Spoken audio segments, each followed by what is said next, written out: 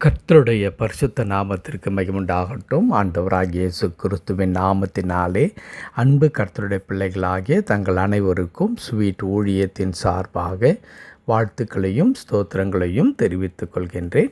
சங்கீதங்களின் புத்தகம் 118 சங்கீதம் 8வது வசனம். சங்கீதம் 118 வசனம் 8.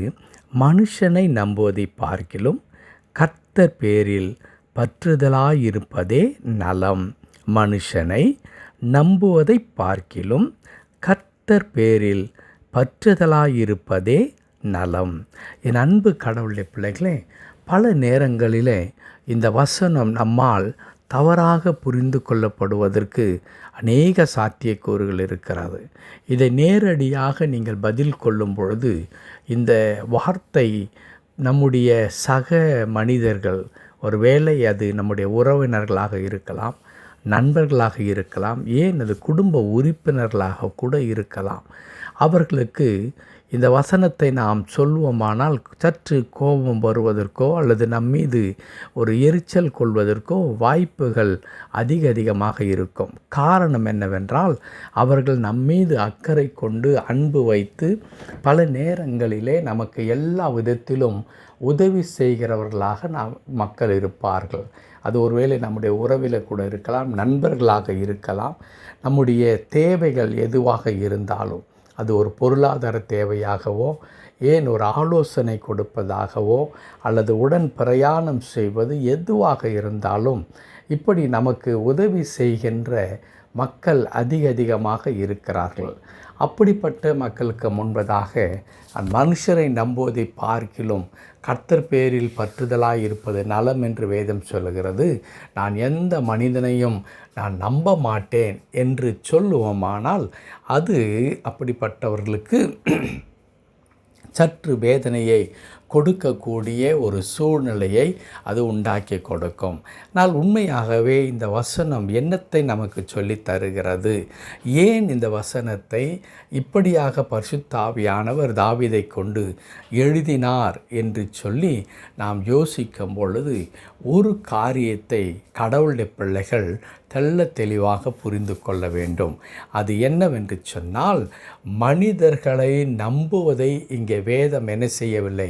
குற்றப்படுத்தவில்லை. மாறாக முதலாவதாக எந்த சூழ்நிலையிலும் நாம் எதையும் தேடுவதற்கு முன்பதாக நாம் என்ன செய்ய வேண்டுமாம்? கர்த்தரை பற்றி கொள்ளுகிறவர்களாக, கடவுளை தேடுகிறவர்களாக நாம் இருக்க வேண்டும். அப்படி கடவுளை தேடுகிறவர்களாக நாம் இருக்கும் பொழுது கடவுள் என்ன செய்கின்றார்? நமக்கு யாரை கொண்டு அந்த சூழ்நிலையில் உதவி செய்ய வேண்டுமோ அவர்களை நம்முடைய வாழ்க்கையில் பயன்படுத்துகின்ற கடவுளாக இருக்கின்றார். பல நேரங்களில் நம்மீது அன்பு வைத்திருக்கிறவர்கள் நமக்கு இருக்கிறதான தேவைகளிலே உதவி செய்ய வேண்டும் என்ற எண்ணம் இருக்கும். ஆனால் அந்த தருணத்தில் அவர்களுடைய சூழ்நிலை என்னவாய் இருக்கும் என்றால், நமக்கு உதவி செய்ய கூடாத ஒரு நிலைமையிலே அவர்கள் இருப்பார்கள். அப்படிப்பட்ட நேரத்தில் அவர்களுக்கு மிகவும் சங்கடமாக இருக்கும். இந்த நேரத்தில் என்னால் உதவி செய்ய முடியாமல் போய்விட்டதற்காக நான் மிகுந்த வருத்தம் அடைகிறேன் என்று மக்கள் சொல்லுவதை நாம் கேள்விப்பட்டிருக்கிறோம். அப்படியானால் என் அன்பு கடவுளுடைய பிள்ளைகளே, நாம் ஒரு தேவையில் இருக்கும் பொழுது நமக்கு பிறர் உதவி செய்ய வேண்டும். அப்படி உதவி செய்ய முன் வருகிறவர்களுக்கு அந்த நேரத்திலே அதற்குரியதான வாய்ப்புகள் அல்லது அதற்குரியதான பலன் அவர்களுக்கு உண்டாகி இருக்க வேண்டும். அன்பு கர்த்தருடைய பிள்ளைகளே, அப்பொழுதுதான் அது நமக்கு பிரயோஜனமாக இருக்கும். அப்படி நமக்கு உதவி செய்ய முன் வருகிறவர்களுக்கு அந்த பலனை உண்டாக்கி தருவது தான் கடவுளுடைய பங்காய் இருக்கிறது. ஸோ கடவுள் அவர்களுக்கு இறங்கினால்தான் நமக்கு அவர்கள் என்ன செய்ய முடியும்? உதவி செய்ய முடியும். ஆகவே நம்முடைய முழுமையான நம்பிக்கை என்பது யார் மீது முதலாவது இருக்க வேண்டும் என்றால், கடவுள் மீது முதலாவது இருக்க வேண்டும். அதை தான் இந்த வேத வசனம் சொல்லித் தருகிறது. நீங்கள் முழுமையாக நீங்கள் மனிதர்களை சார்ந்து வாழ்கிறவர்களாய் அல்ல, நீங்கள் கடவுளை பற்றி கொள்ளுகிறவர்களாக இருக்கும் பொழுது கடவுள் தாம் முன்குறிக்கிறதான மனிதர்கள் மூலமாக நமக்கு ஆச்சரியமான உதவிகளை நமக்கு அனுப்புகின்ற கடவுளாக இருக்கின்றார். என் அன்பு கர்த்தருடைய பிள்ளைகளே, பிறருடைய தயவு இல்லாமல் நாம் இந்த உலகத்தில் வாழ முடியாது என்பது தான் நிதர்சனமான உண்மை. அப்படிதான் கடவுள் நம்மை என்ன செய்திருக்கிறார்? உருவாக்கி வைத்திருக்கிறார். ஒருவர் உதவியை ஒருவர் நாடிதான் இன்றைக்கு என்ன செய்கின்றோம்? நாம் வாழ்ந்து கொண்டிருக்கிறோம். என்னால் யாருடைய தயவையும் நான் தேட வேண்டிய அவசியம் எனக்கு இல்லை, என்னை நான் பார்த்து கொள்ள முடியும் என்று சொல்லுகிறவர்கள் ஒரு 2 நாள் சுகவீனமாக கட்டிலிலே படுக்கின்ற ஒரு நிலைமைக்கு வந்துவிட்டால் தன்னுடைய வீட்டார் உதவி இல்லாமல் அவரால் என்ன செய்ய முடியாது. அவர் சுகமடைந்து தன்னுடைய இயல்பான பணிக்கு செல்லவே முடியாது. அப்பொழுது ஒரு மனிதன் யாருடைய உதவி இல்லாமல் வாழவே முடியாது. ஆனால் அதே நேரத்தில் அவர்களை கடவுளுக்கு சமமாக வைத்து அல்லது கடவுளை வைக்க வேண்டிய இடத்துல மனிதர்களை வைத்துவிட்டு கடவுளை முற்றிலுமாய் மறந்து போகிறதான ஒரு நிலைமைக்கும் நாம் போய்விடக்கூடாது. கர்த்தருடைய பிள்ளைகள் கடவுள் மீது நம்பிக்கை வைக்க வேண்டும்.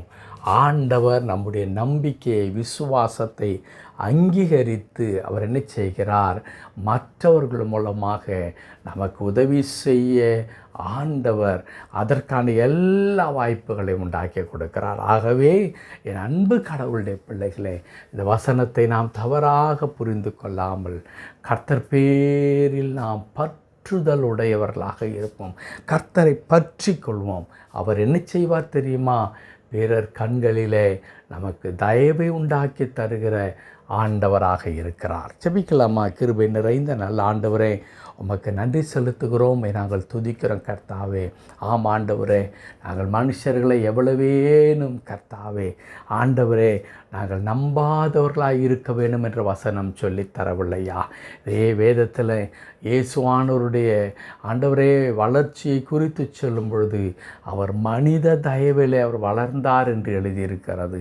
ஆம் ஆண்டவரே, பிறருடைய கர்த்தாவை ஒத்தாசை, அரவணைப்பு, ஆலோசனை இதெல்லாம் எங்களுக்கு மிக அவசியம். அவை யாவற்றையும் கடவுள் அப்படி பிற மனிதர்களை கொண்டு தான் எங்கள் வாழ்க்கையில் செய்கிறீர் என்பதை நாங்கள் அறிந்து கொண்டு முதலாவது மீது எங்களுடைய நம்பிக்கை வைக்கும்படிக்கு ஆண்டவரே நீ கிருபை பாராட்டும்படியாய் நாங்கள் செபிக்கின்றோம். கர்த்தருடைய கரம் தொடர்ந்து எங்களை பொறுப்படுத்திக் கொள்ளட்டும். காண்கிற கண்களிலே எங்களுக்கு தயவை உண்டாக்கி தருகிற கடவுள் ஆண்டவரே, ஆகையால் எங்களுடைய நம்பிக்கையை உம்மீது நாங்கள் வைக்கும் பொழுது நீர் பிறரிடத்தில் இருந்து எங்களுக்கு அனுகூலமான கர்த்தாவை ஒத்தாசைகளை, உதவிகளை நீர் அனுப்பி தருகிற ஆண்டவராக இருக்கிறீர். அப்படிப்பட்ட அனுபவத்தில் தம்முடைய பிள்ளைகள் ஒவ்வொருவருக்கும் நீர் உதவி செய்யும்படியாக ஜெபிக்கிறேன். தொடர்ந்து பொறுப்படுத்திக் கொள்ளும். மீட்பர் நாமத்தில் ஜெபிக்கிறோம் எங்கள் நல்ல பிதாவே. ஆமென், ஆமென்.